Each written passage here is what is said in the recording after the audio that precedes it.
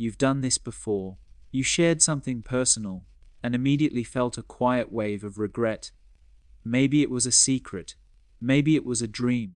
Maybe it was how much you actually care. And later that night, your mind replayed the moment. Why did I say that? Why did I give that away? You weren't trying to be foolish. You were trying to feel close. But sometimes, what creates connection also creates vulnerability you didn't intend. And there are certain things your brain urges you to share that quietly cost you power. Why? That's what we're going to unfold. You live in a world that rewards transparency. Be open. Be authentic. Say how you feel. And yes, vulnerability builds trust. But there's a difference between intentional vulnerability and impulsive exposure. Sometimes you overshare when you're anxious. Sometimes when you want validation. Sometimes when silence feels uncomfortable. You tell someone your biggest dream, and suddenly their doubt infects it.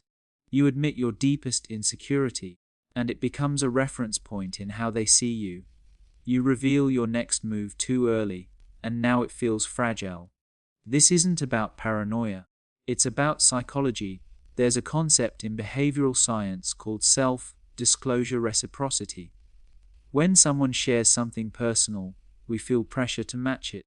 It creates instant closeness, but closeness is not the same as safety, and your brain doesn't always know the difference.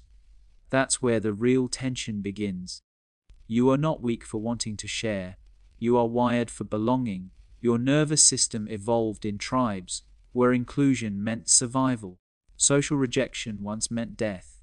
So when you reveal something personal, and someone responds with warmth, your brain releases dopamine and oxytocin. Connection feels rewarding. The problem is not that you talk. The problem is that your ancient brain doesn't understand modern consequences. It seeks immediate bonding, not long-term strategy. And once you see that, you stop judging yourself. You start observing. Now let's look at the 7 things that quietly shift your power when shared too freely. 1. Your biggest goal before it's built. When you tell someone your biggest dream too early, your brain registers partial completion. Research on goal psychology shows that publicly declaring a goal can create a premature sense of achievement. It's called social reality substitution. You get validation instead of progress. The dopamine comes from talking, not doing, and suddenly urgency fades. Not always, but often. 2. Your deepest insecurity to the wrong person. Self-disclosure lowers your defenses, but it also creates a cognitive label in someone else's mind. Humans rely on cognitive shortcuts. If you repeatedly present yourself as insecure about something, people subconsciously encode it as identity. You might outgrow that insecurity. They might not, and perception lags behind growth. 3.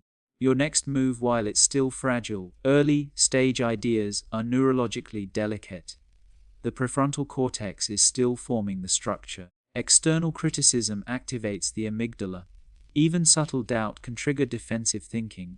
Instead of creative expansion, your brain shifts into threat response. What could have evolved now contracts. Ideas need incubation, not exposure. 4. How much you like someone.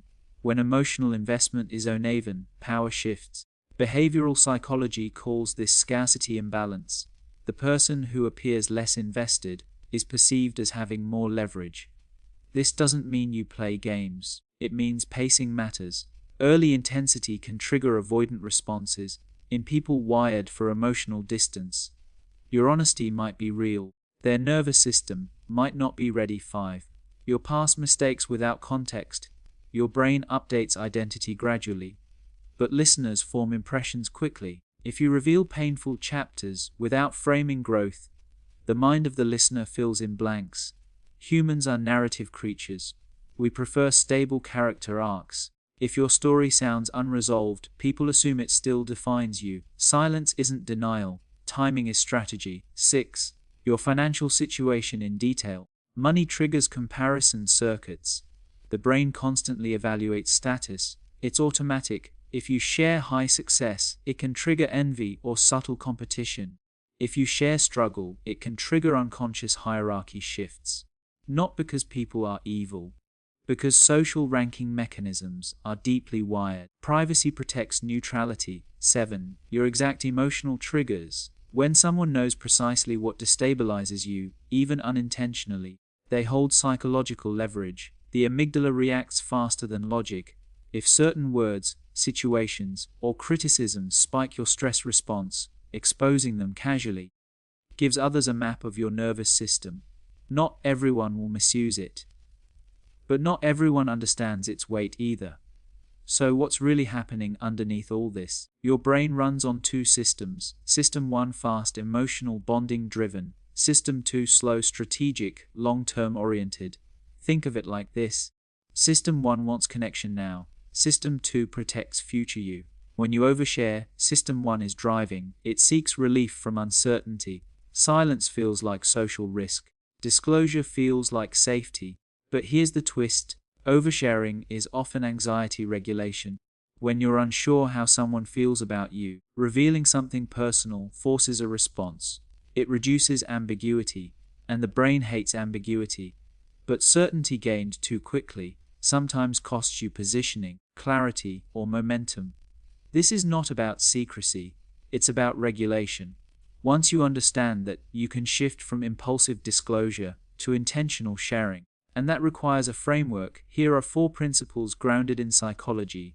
Not rules, principles. Principle 1: delay the dopamine. What to do? Wait 48 hours before sharing big goals or emotional confessions. Why it works: impulses fade, dopamine spikes settle. Prefrontal reasoning strengthens after emotional activation decreases. Example: instead of telling a friend about your new business idea immediately, write it down. Refine it privately. Notice if it still feels aligned after the excitement cools. If it does, then share strategically. Principle 2: share after evidence, not before. What to do: reveal progress only when there's tangible movement. Why it works: identity is reinforced through behavior. The brain updates self-concept through repeated action, not words. Example: don't announce you're becoming disciplined. Show it after 3 consistent weeks at the gym. Let behavior speak first, then words confirm it. Principle 3: match vulnerability. Don't lead with it. What to do: mirror the depth others demonstrate. Why it works: humans build trust gradually through reciprocal exchange. Premature intensity can trigger avoidance systems. Example: if someone shares a mild frustration, respond with something similar, not your deepest wound. Connection grows in layers. Principle 4: keep emotional triggers in therapy, not casual spaces. What to do: process core sensitivities in safe, structured environments. Why it works: neural triggers weaken through repeated safe exposure and reframing, but exposing them to unpredictable environments strengthens vigilance. Example: instead of telling coworkers how criticism devastates you, work on desensitizing that trigger privately. Strength first, disclosure later. Think of yourself as a house under renovation. Not everything inside is ready for guests. Some rooms need reinforcement. Some foundations are still drying. Privacy is not secrecy, it is incubation. You don't owe the world unfinished versions of yourself. The goal isn't silence, the goal is alignment. When what you say matches who you've already become, you feel steady. And steadiness is magnetic. There's power in being known, but there is also power in being measured. Not closed, not guarded, just intentional. Next time you feel the urge to reveal something fragile, pause, ask, am I sharing to connect or to calm my anxiety? That one question can change the trajectory of your relationships, your goals, your identity. You don't have to give the world every unfinished thought. Some things grow better in silence, and silence, when chosen consciously, is not a weakness, it's control.